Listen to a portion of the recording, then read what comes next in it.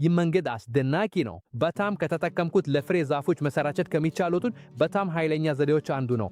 ዛሬ ቀበለት ዛፍ ጋር እናደርገዋለን።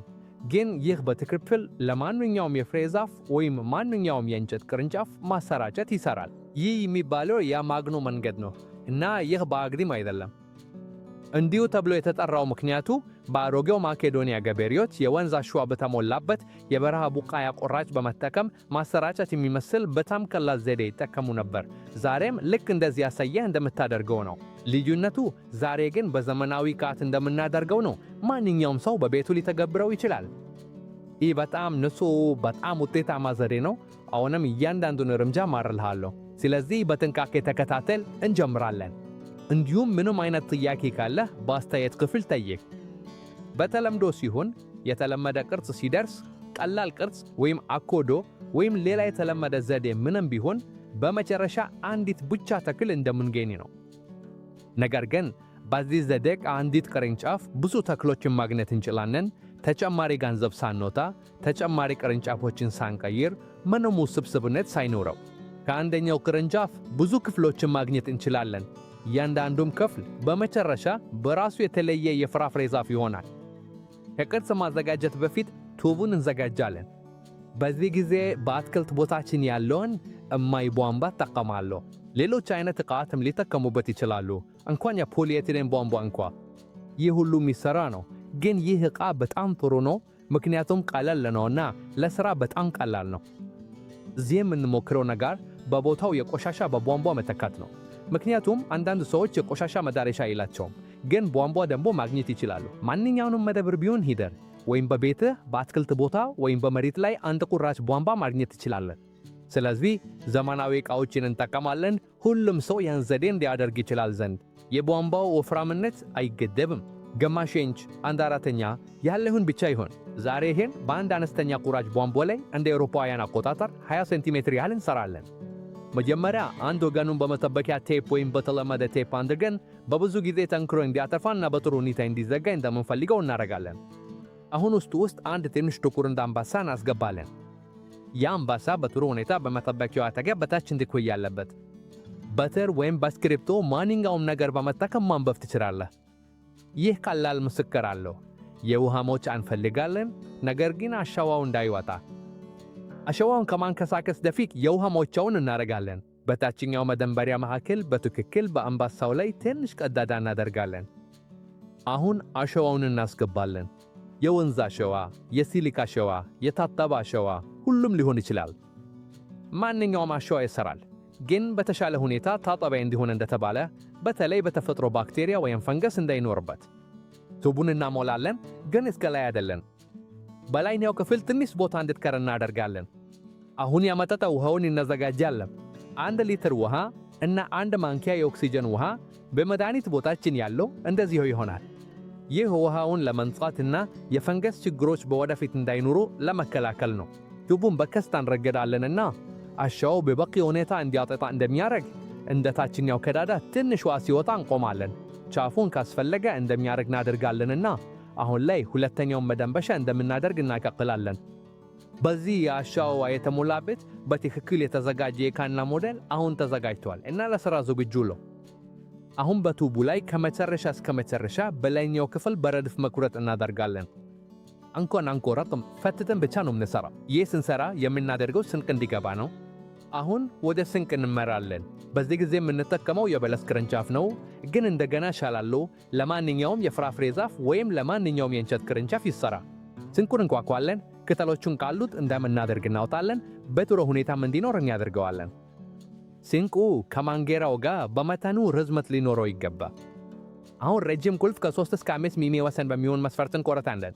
በዚያ ክልል ቆዳውን እንወግዳለን። ከዚያም ካምቢዮሙን እስከ እንጨቱ ድረስ እንቆረጣለንና እንጨቱ በጥሩ ሁኔታ እንዲኖር እናደርገዋለን።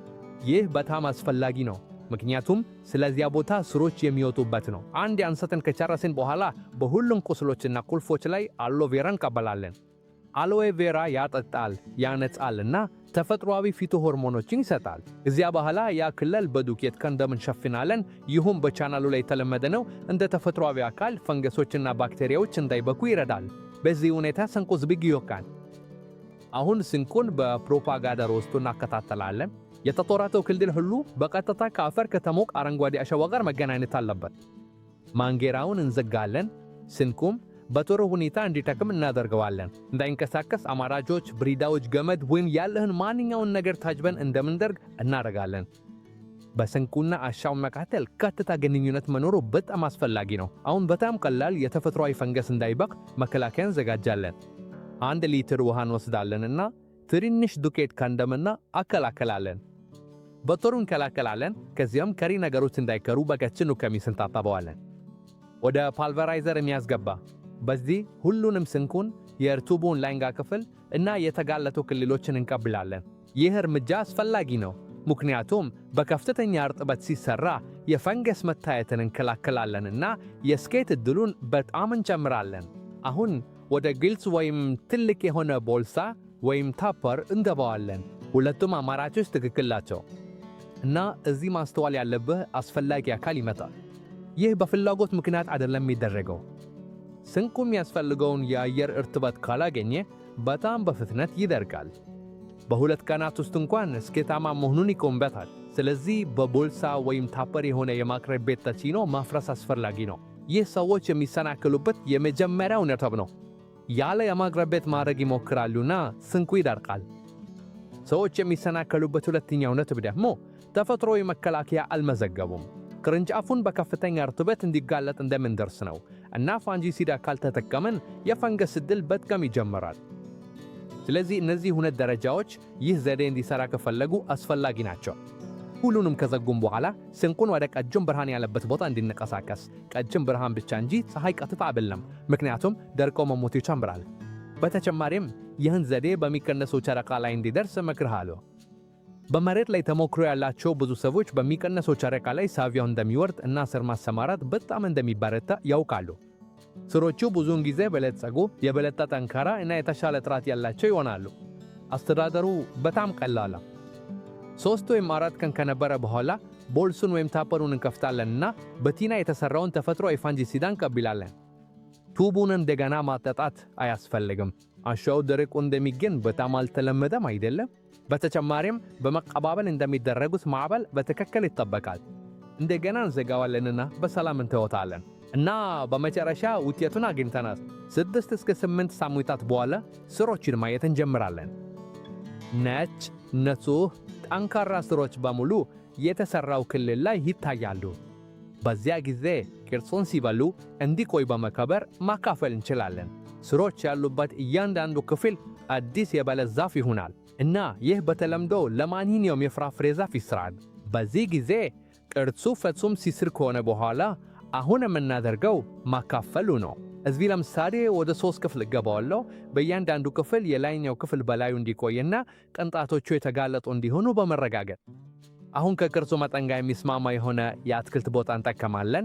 የአየር መስፈሪያ ያለው፣ ውሃ በቀላሉ የሚያልፍበትና በኦርጋኒክ ንጥረ ነገር የበለጸገ አፈር እንጠቀማለን። እያንዳንዱን ክፍል እስከ ግማሽ ድረስ በመቀበል እናከታተላለን። በዚያ ጊዜ ንቁ ቅንጣቶች ባትይዙ ምንም አይገለም። ብዙ ጊዜ መጀመሪያ ስሮች ይወጣሉ፣ በኋላም ቅንጣቶቹ መፍታት ይጨምራሉ። በጣም በአነስተኛ ጊዜ ከአንደኛው ቅርንጫፍ በመጠቀም በመግኖ መንገድ በፍጹም ለታ ብዙ አዲስ የፍራፍሬ ዛፎች ማግኘት እንችላለን እና እስከዚህ ድረስ ይህ ታላቅ መንገድ ነው። ይህ በጣም ውጤታማ፣ በጣም የቆሰለ መንገድ ሲሆን እንደምታዩትም ለማንኛውም የፍራፍሬ ዛፍ ወይም ለማንኛውም የእንጨት አበባ ተክል ማባዛት ይሰራል። ይህ መንገድ አገልግሎትን ካደረገልህ በጣም አመሰግናለሁ። ቪዲዮውን ለመወደድ የሚረዳይ በጣም ደስ ይለኛል፣ ምክንያቱም ይህ ሌሎች ሰዎች ድረስ እንዲደርስ ብዙ ያግዛል። እንዲሁም ተመልከቶ ተክሎቹን፣ ጀርዲንን ወይም ማባዛትን የሚወድ ሰው እንደምታውቀው ከሆነ ከሱ ጋር አካፍለው፣ ምክንያቱም እሱም በጭራሽ ይጠቅማል። በአስተያየት ያስቀምጡ። ይህን መንገድ በምን አይነት ተክል ወይም የፍራፍሬ ዛፍ ላይ ለመሞከር ነው የምትፈልጉት? እንዲሁም ከየት እንደምታዩኝ ይጻፉ፣ ምክንያቱም ይህ ሌሎች ሰዎች ይህን ቪዲዮ እንዲያገኙ ያግዛል። እና እንደዚህ ቀላልና ተግባራዊ ዘዴዎችን ለመማር መቀጠል ብትፈልጉ ቻናሉን ይመዝገቡና ካምፓኒታውን ያንቁ። በሚቀጥሉት ቪዲዮዎች እንዳትጠፉ። ትልቅ እጅ ቀበላችኋለሁ። በሚቀጥለው ቪዲዮ እንገናኛለን።